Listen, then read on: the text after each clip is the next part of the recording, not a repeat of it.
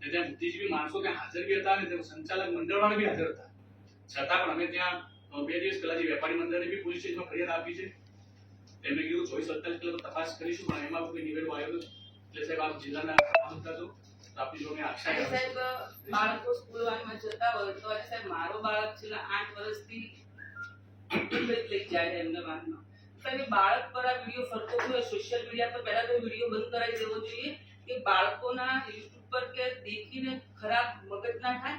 અને બીજું સાહેબ કે પાલનપુર તો ભાઈચારામાં જ માનવા વાળું છે, પણ અમુક 2-4 લોકો ના કારણે સાહેબ શહેરની સમસ્યા કે ખરાબ ના બને પરિસ્થિતિ. સાહેબ એ રિક્વેસ્ટ સાથે અમે આવ્યા છીએ. સાહેબ એ જ કર્ણાવત સ્કૂલની અંદર સ્પોર્ટ્સ ટીચર હતા ઈશ્વરભાઈ પટેલ. હું બાસ્કેટબોલનો પ્લેયર રહ્યો સાહેબ, લગભગ 94 થી 2000 સુધી સ્ટેટ રમ્યો. તો કર્ણાવતી સ્કૂલ જિલ્લામાં ચેમ્પિયન થાય, પણ મને સાહેબ ખાસ છે કે અબરાડના હાઈસ્કૂલની ટીમમાંથી આપણે લઈ જવાનો છે કે એ પ્લેયર સારો છે, અમે રનર્સ અપ રહીએ તો એ સંસ્થાની અંદર સાહેબ આવા શિક્ષકો આવે છે તે ખરેખર ખૂબ શરમજનક છે.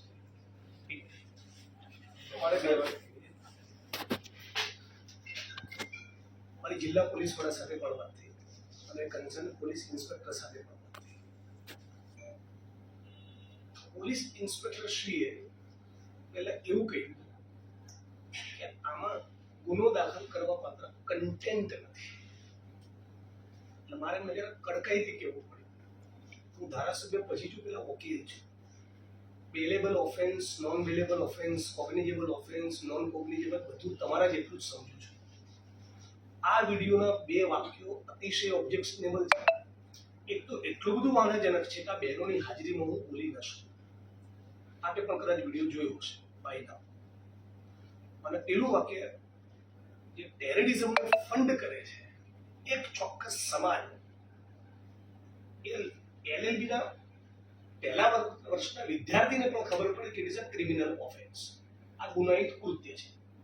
મુદ્દા નંબર 2, જે બધા મિત્રોએ વાત કરી પ્રમાણે વિધર્મીઓ સાથે વ્યવહાર, આવો વિષય નક્કી થયો એની ઉપર વક્તવ્ય ગોઠવાયું. આ ટ્રસ્ટીઓનો નિર્ણય હતો, પ્રિન્સિપલનો હતો, એકલ દોકલ શિક્ષકોનો હતો, કે બધાએ સાથે મળીને નક્કી કર્યું કે જે ઓડિયન્સ આવે છે એની વચ્ચે આપણે આવી વાત પીરસવાની છે. મતલબ કે આ એકબીજાના મેળાપીપણામાં અગાઉથી પ્લાન કરેલું ષડયંત્ર છે, જેનો ક્લિયર ઇન્ટેન્શન માહોલને પ્રદૂષિત કરવાનો છે, ખરાબ કરવાનો છે. મુદ્દા નંબર 2, સુપ્રીમ કોર્ટની બહુ સ્પષ્ટ ગાઈડલાઈન કે કોગ્નિઝેબલ ઓફેન્સ ડિસ્ક્લોઝ થતો એટલે પ્રિલિમિનરી ઇન્વેસ્ટિગેશનની કોઈ જરૂરિયાત રહેતી નથી. આ કોગ્નિઝેબલ ઓફેન્સ ડિસ્ક્લોઝ થાય ત્યારે આજે જ તમે FIR અને ધરપકડના આદેશ આપો.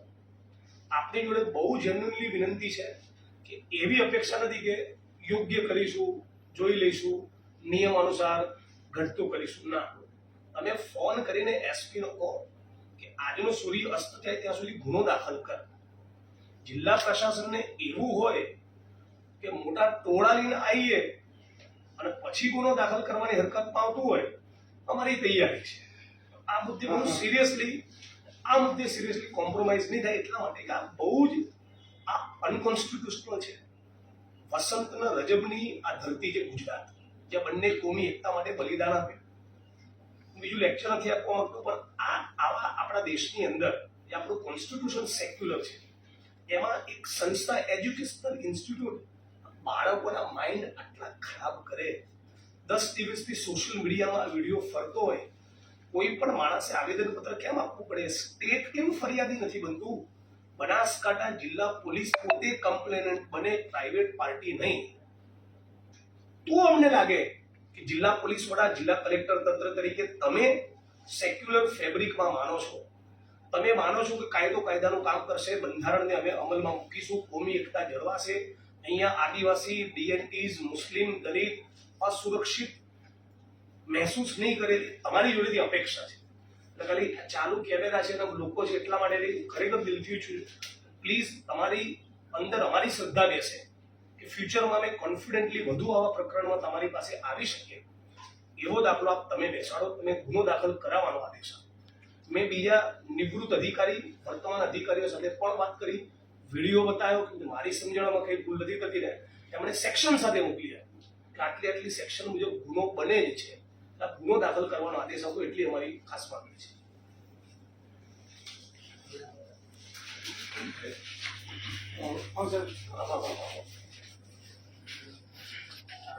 એક second.